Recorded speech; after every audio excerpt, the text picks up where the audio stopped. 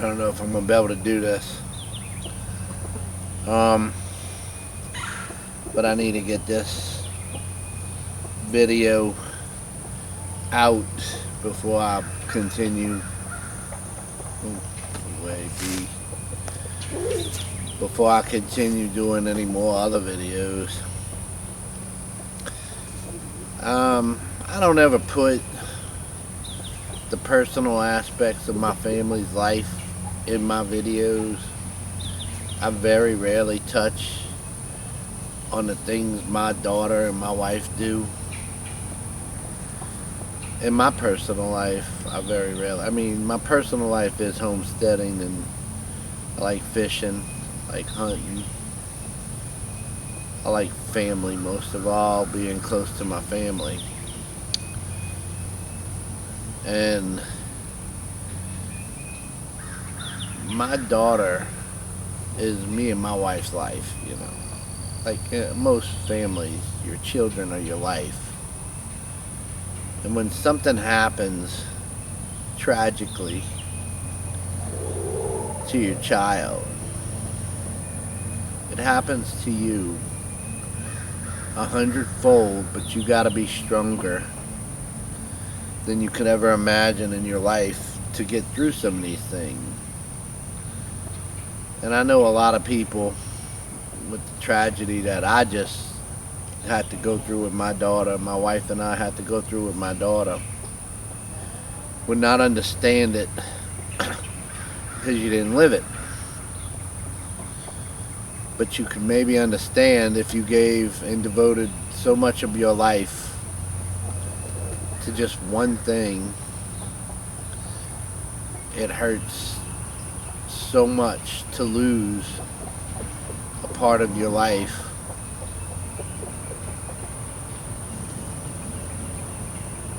That just doesn't seem like it should be gone. And I know a lot of people have harder losses. My sister lost her son at 20 years old, and I couldn't imagine something so tragic as that in my life, and that was my nephew, and it hurt. And that was more tragic than this, but for my daughter, in this time and place, this tragedy means so much to her. And I'm not going to keep beating around the bush. She lost her horse. And he was our family too.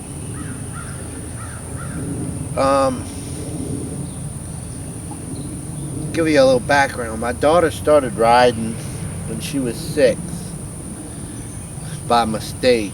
It was a happenstance. We weren't horse people. We weren't farm people. I mean, we lived in rural swamp areas, but we didn't have things like that. I mean, I did fishing, hunting, crawfishing. We went frogging. We did stuff like that. We didn't raise cattle. I mean, we rode horses every now and then, but nothing to the extent that we were cattlemen or horsemen or anything like that. And my wife would put my daughter in camps for school, and at 6 years old, she put her in this camp. Ridiculous. It was a music camp. And I brought her one day, and I was like, oh my God, I couldn't believe I was walking through this. It was Loyola University, and I couldn't believe I was walking through this. This is like, this is not us. I couldn't believe my daughter. I was like, I thought my daughter was on board with this. And I left her for camp. Well, the next day, I'm getting ready to drop her off, and she starts just crying crocodile tears. Daddy, I don't want to do this. I don't want to go again. And I was like, at first I got scared someone did something to her. And then I said, well, what's the problem? You know, she goes, I just hate it. I hate doing this. I don't want to do it. And no kid should be forced to, in their summer, to do something so stupid that they don't like. Couldn't believe my wife had signed up for that. So I just turned around. I said, well, honey, we ain't doing this. So I took her back. Mom's off of work right now, so I've been bringing her to Mom's house, and me and my wife went round about it because she was like, we already paid for this. And I was like, I don't care. We don't put her in something in the summer that she hates. She's crying. She hates it. Said I hated it. I was over there. I was like, ooh, I don't. These are not my kind of people. So we looked for a camp, and the only thing they had left was this horse camp at Ponytails. It was called in St. Rose, Louisiana. And we put her in that camp, and man, you ever see someone take to their calling in life? It was unbelievable. She knew what to do with horses before she knew what to do with horses. She knew how to handle them. She knew what they wanted. It was like she had a mind, like she could read their minds and they knew her.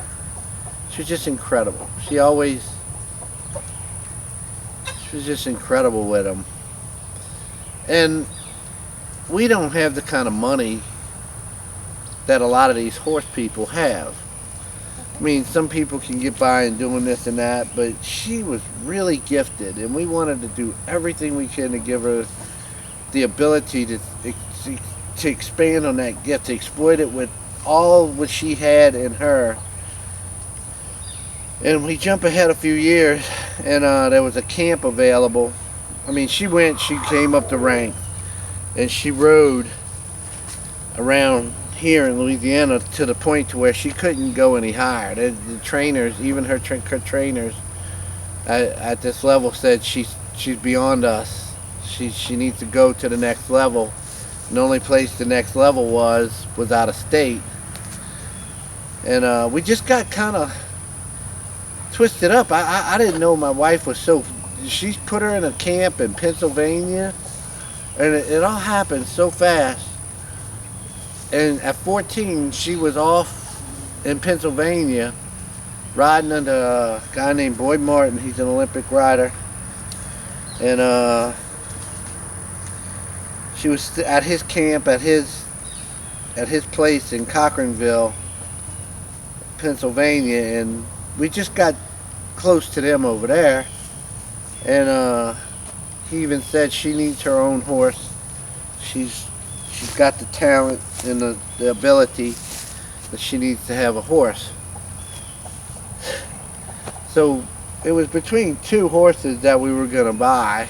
She really wanted this other one, but we couldn't afford it. And me and my wife put together every dime we had, every penny we had to put together, and we financed it to get her the horse that she got. It was everything we could do together. And his name was Woodstock Rio.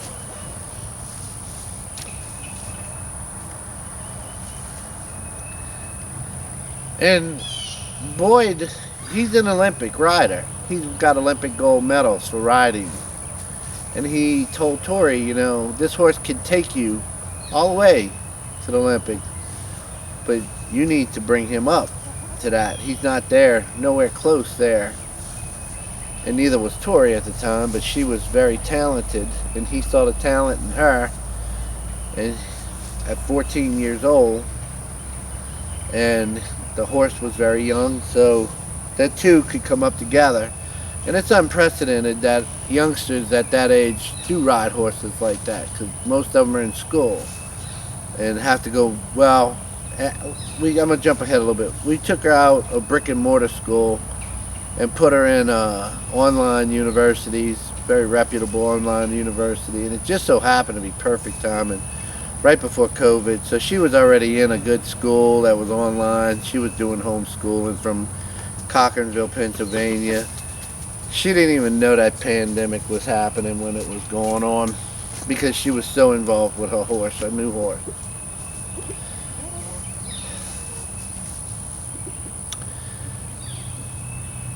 So I know my wife would be the one to go up there more, because I was working trying to make the money to afford this horse, and the lessons we were paying for now. At that level, you pay for lessons, you pay for horses. Your child is doing student work, so they're paying for a little bit of it by doing their work at the barns. But it's, minimal at that. But she worked her butt off. And from the day she got her horse, There was less than 1 week's time that they were ever separated. 1 week. Out of total. She'd come home for the holidays. She'd come home for a couple days.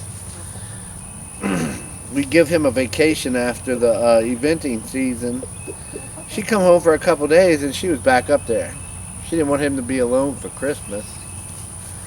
So she would go up there and no one would work with him. She wanted to be there with him. She wanted to work him.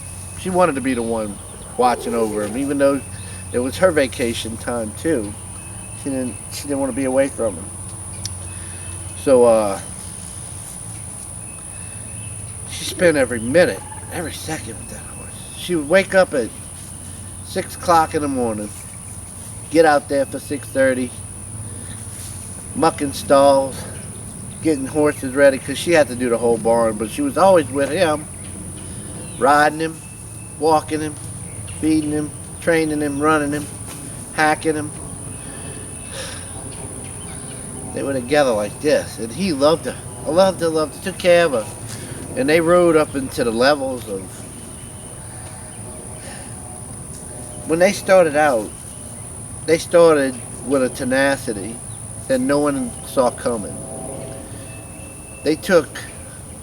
Every time they ran an event, he was not that great in what's called dressage, but when it came to cross country and stadium, no one could beat him. He was going to be the next Olympic horse. I guarantee you. He had talent. He had so much talent, and him with her on him. They knew what to do. And they went up fast. They were going up the ranks fast. And last year they ran 2-star. Finished strong. Like, they would always be in the back after dressage, because his dressage scores. Dressage is more of a pretty horse's scores. It's kind of like more subjective to the judge, kind of like figure skating or something like that. But when it comes down to raw talent, making the jumps, making the time frames of how fast, no one could touch him. If I can get some of his video, I'll show y'all. But he was coming up the ranks, and all the biggest people knew he was coming. Knew they were coming. And she was so excited the week before, because they had just taken a 3rd place finish for their first time in intermediate, which is the next level, but like the step up to get to 3-star. And there's so many levels, and they were going to compete 3-star this year, and there's 4-star and 5-star. That's where the Olympics are. And she was going to be riding against those people, and they knew she was coming.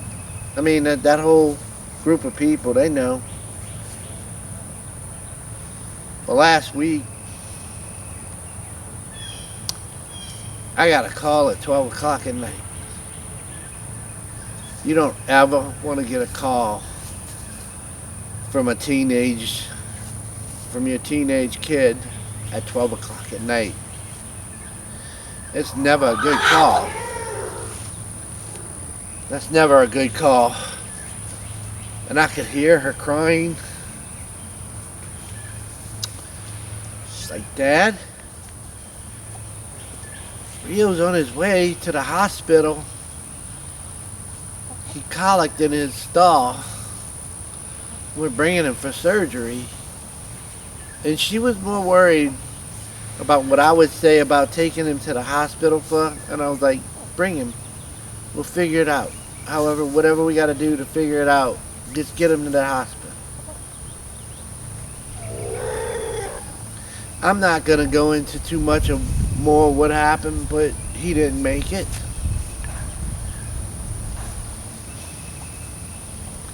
I thought he was. I mean, Anyway, my daughter's crushed. Her world is turned upside down. Me and my wife, for the past 4 years, we've owned this horse.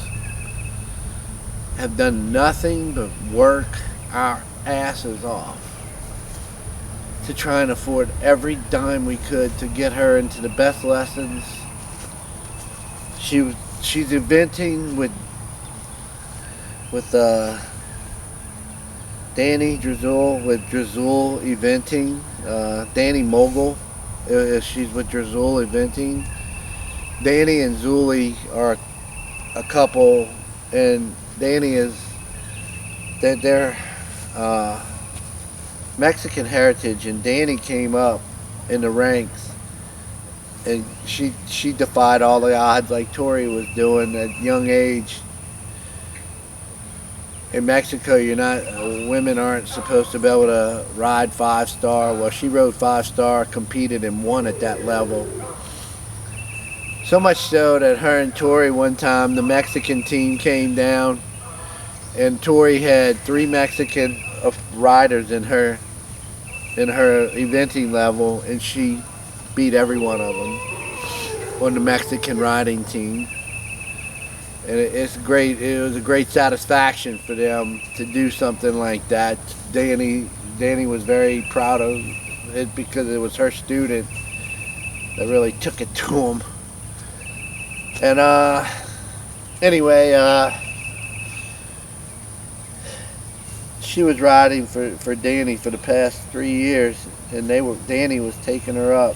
She got the horse and bought it from Boyd, and Boyd gave her the first basic lessons. Then we took him home. He didn't do well in Louisiana. That's why we had to get him out. And Danny was available in Florida, and it was just a great fit for Tori. A good female leadership rider, someone with a great background. Not too far from home, we can make the car ride. And it was a great fit. Right by the WEC. Right by that WEC in Ocala, which the World Equestrian Center is the WEC. Just like Disneyland for horses. And my daughter, God, I don't know what. She was so involved in that community with him. Everybody doing it, you know. Anyway, so I need to get this out. I needed to explain. I'm out of this homesteading. I like doing it, and I need some therapy because for the past 4 years, all I ever worked for was last year I took all of 3 weekends off of work. And in that weekend I had a couple times I had Monday, Tuesday, and Wednesday, so I could go see my daughter's graduation in California. So I took off a weekend in those 3 days. I took off a weekend in 3 days, and I only did that 3 times the whole year. So I didn't have, we don't take off. We work as much hours, a lot of 16-hour days. And now, all that money was going to paying for her lessons and a horse and feeds and just all kind of stuff that goes with horses. We're not rich, but we work out. We're workers. We work our asses off. So now, I guess we pick up the pieces. I don't know where to start. Again, you can always start over, but if you understand what you put into that, how much effort, training, the amount of money we put into him to bring him up to that level, to get her the lessons, it's kind of, we're all in limbo. They're all like, she said it the other day, I think, to my wife. The reality hasn't set in. Doesn't seem real. It doesn't for any of us. But we're going to pack it up, pick it up, and we're going to move on somehow. And, it ain't the worst thing. It is right now it's the worst thing in our lives. But, things could be worse, I guess. And we just keep our faith, pray a lot, keep that going.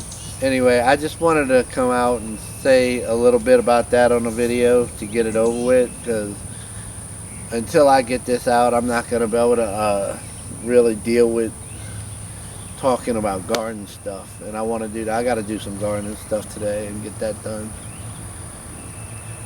But I've been on the road for 18 hours in the past 24 hours, going from here to Ocala, back to here to drop her off. She's back over there. She's back at the barn trying to face that and pick up her pieces and start over again, I guess. God, I hope she can. I hope she can deal with it. But anyway, if anybody out there can say some prayers for her or something, I'd appreciate it. We need them. Because we're devastated right now. I mean, we're physically, emotionally, and financially devastated from this. So I just want y'all to maybe say a prayer or two for my daughter to heal. I appreciate y'all listening if y'all made it this far. Thank you.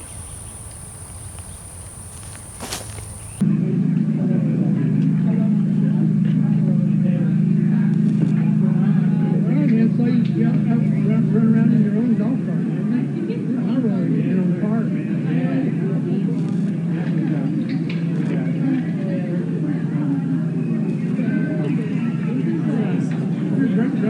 Great license now. He's all about it now. I don't think he had any idea what this was. No, he totally is.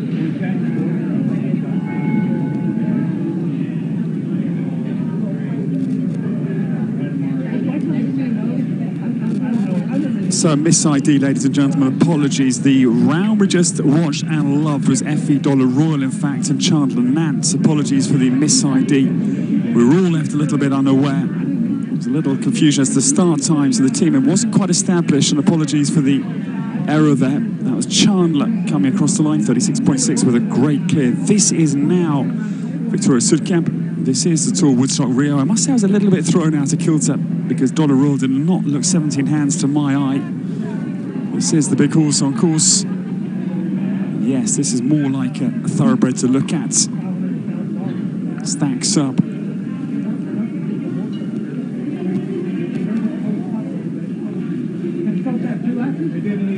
Superb to welcome you to Terra Nova. It's a wonderful area. We are not far from Tampa International. There's the international airport as well at Bradenton. So very easy to access if you are planning a trip in years to come.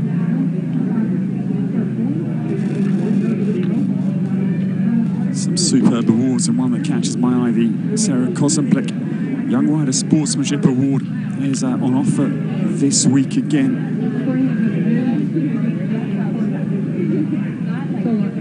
That is going to be a battle because there are some very good young riders here. I can tell you the inaugural champion last year was Sarah Baumann. It's going to be a great battle come cross country tomorrow. Just one down, but it is going to be time penalties. 2.4 for time and for jumping. 6.4 is the total. 6.4 to add. It's on 34.8. Cooley Vita, just 7 years of age, is a beautiful Irish sport horse mare that Layla Sachs, who hails from Atlanta, Georgia, due north of our base here in Florida. We've got the two airports at Tampa, the international airport, and Bradenton also has some international flights landing, which is the most local airport to our base here at Terra Nova. We're just, as I say, north of the Miaka City and the Miaka River State Park as well, just down to the south of our base here.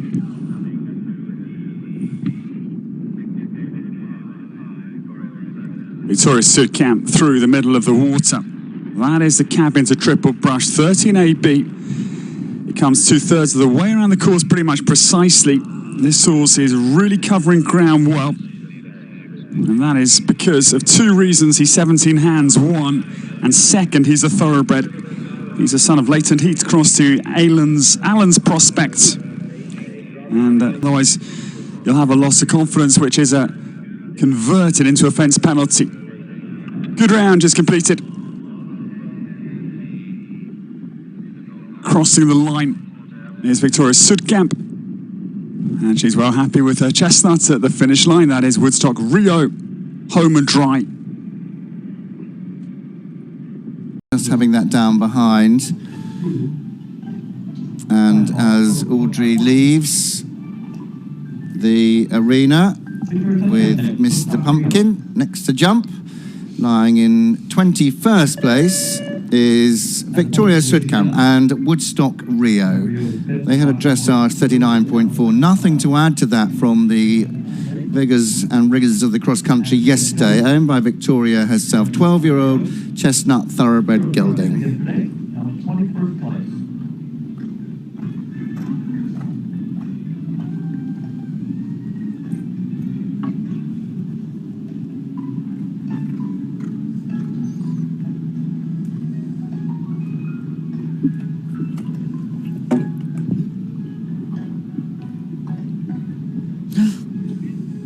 Sorry, I shouldn't be gasping. No, she actually tried to shape that turn to give her horse a bit more room in that 5 and almost overdid it, which is fine. You know, we're not always going to be perfect all the time. And she's also being really good with her upper body here with this particular horse because it jumps a bit over its shoulder. And so she's staying very, very tall. And you know, I think that's quite clever of her because that's not always the easiest horse to show jump. And if you get a bit ahead, you can end up with the front pull down quite easily. Yeah, being very good because he, as you say, he just does roll over over his shoulder, doesn't he? But she's aware of it, and she's horses for courses, and she's very, very conscious of that riding her round. And so far, I mean, she's riding it perfect. I'd be very interested to know who she works with because that's very good that she is doing that because that horse could very easily have quite a few poles down. She must be delighted there. So is that how that works? Yeah. And there, Victoria Sudkamp and Woodstock Rio coming to the rail, ditch and brush shoulder. Beautifully turned in the air and goes on to the angle brushes at 10. The ground conditions absolutely perfect with the irrigation system and the drainage all in place. It has been just meticulously thought out and planned. There's not been a stone left unturned out there. And if you're thinking of joining us, why don't you? There's lots to do. The VIP experience today in the pavilion and inside 2 satellite lounges on the cross-country course, and the exciting Galati Yacht Sale 4-star presented by Insurance Office of America is coming up at 12:30. The live stream, of course, go to terranovaequestrian.com, all of the live stream, also on Horse and Country, and the mini horsemanship camp. Visit the paddock. And that, having gone through the water and up at the... just had a little bit of a stutter on takeoff, but safely through. Victoria Sudkamp and Woodstock Rio nicely through the final combination fence, so clear all the way. Intermediate leaderboard, score 30.2. On next to number 259, Victoria Sudkamp and Woodstock Rio. All right, next on course, Woodstock Rio is a thoroughbred. we've got Woodstock Rio, ridden by Victoria Sudkamp. This 13-year-old thoroughbred gelding, owned and ridden by Victoria, coming off a win at Three Lakes Winter back in February of this year. 14th place finish here at the event at Terra Nova last fall in the 2-star division. This horse was currently owned and competed by a client of mine, Amanda Pomeroy. So I've known this horse quite well coming up the ranks. Always quite a character in the barn. She now swings left-handed to 4. They are coming in to date on a score of 39.8.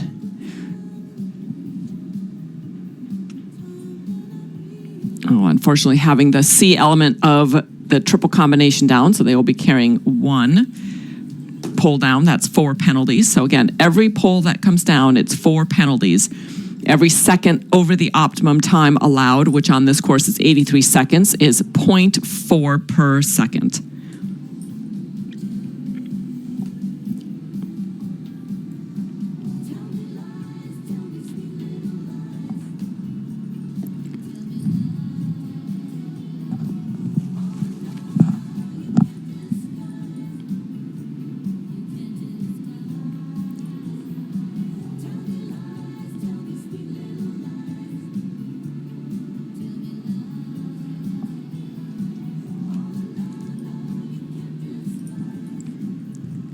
All right, so that wraps up the Woodstock Rio's round for the show jumping. Another score, Victoria Sudkamp and Woodstock Rio. 1 rail down, just adding 4 to their dressage score of 39.9. So they will go into the cross country on a score of 43.8.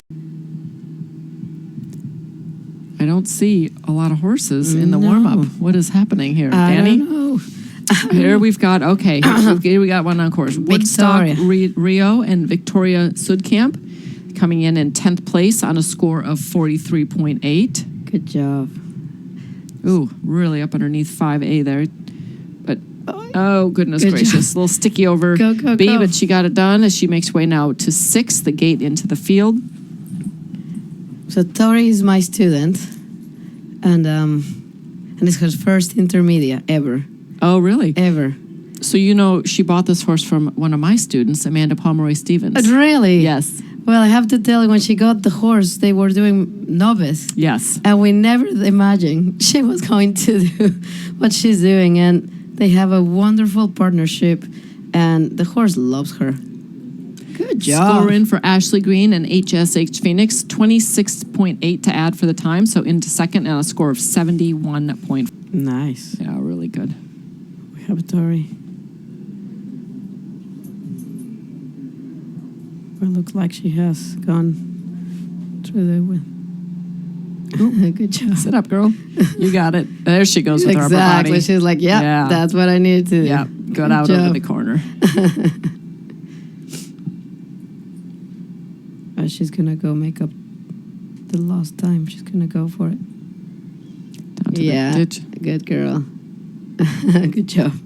It's probably the biggest ditch they've ever jumped. No time like the present, as they say. Mm-hmm. And a score to date of 45.7.